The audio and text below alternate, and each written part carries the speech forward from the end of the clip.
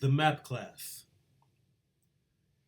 A map is a container that maps or associates keys to values. Now, what do I mean by that? A real life example of this would be with student ID numbers, okay? Where every school maps an ID number to a student. In this case, in this example, the key is the student ID number and the value is the student. And the rule that must be maintained not just for this map, but for all maps is that the key must always be unique. As you know, a student ID number can only map to one student. You can't have two students with the exact same ID number. And for all maps, the keys must always be unique.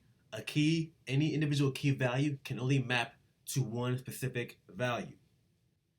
Now, for this specific example, the value, the student must also be unique. As you know, a student can't have more than one ID number. A student can only have one ID number. So, in this specific application of a map, the value must also be unique. However, this is not a rule for all maps.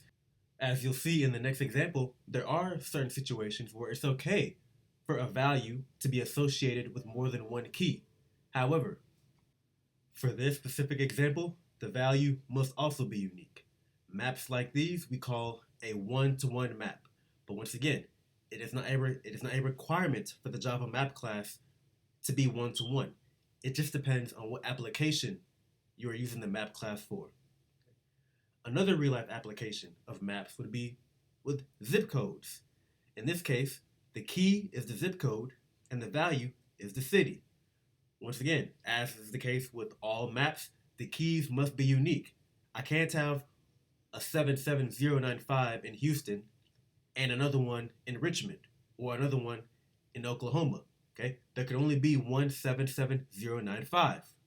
However, it is okay to have multiple zip codes that map to the same city.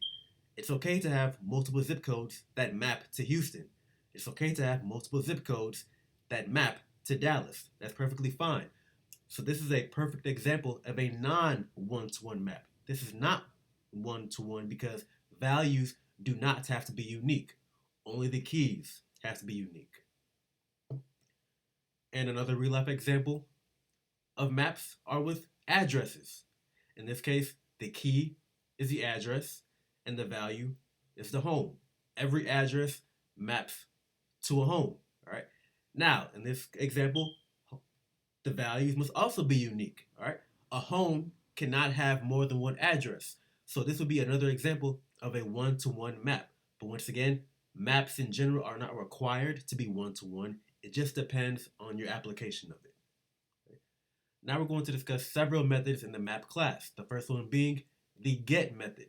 When you use the get method, you give it a key value, and then the method will return the value associated with that key parameter, or null if the map contains no mapping for that key that you gave it. The other method is the put method, which receives two parameters, the key value and the actual value, the associated value.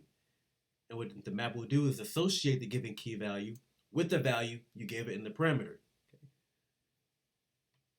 If the given key is already associated with the value in the map, then the old value gets replaced with the new given value. Next is the key set method, which returns a set container containing all of the keys in the given map.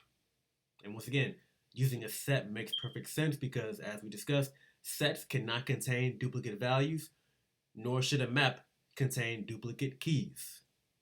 Right. The two most common versions of the map class provided by the Java class, first off, is the tree map class, which is a map container that uses a binary search tree to store its key values pairs.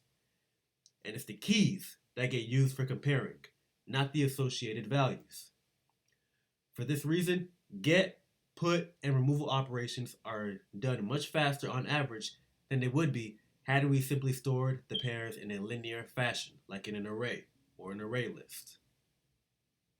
And because we maintain the ordering using a binary search tree, the tree map class is able to provide methods like first key and last key, which return the first and last keys in the map according to their natural ordering and is able to do it in relatively fast time because, again, we're using a binary search tree to store the values, to store the pairs. The other common map class is the hash map class, which is a map container that uses a hash table to store its key value pairs. And just like with the tree map, each pair is stored according to its key. All the advantages and disadvantages that apply to a hash table also apply to a hash map. Just like a hash table, a hash map has the ability to perform extremely fast searches, insertions, and removals under certain circumstances. But when those circumstances cannot be met, the tree map class is the faster option.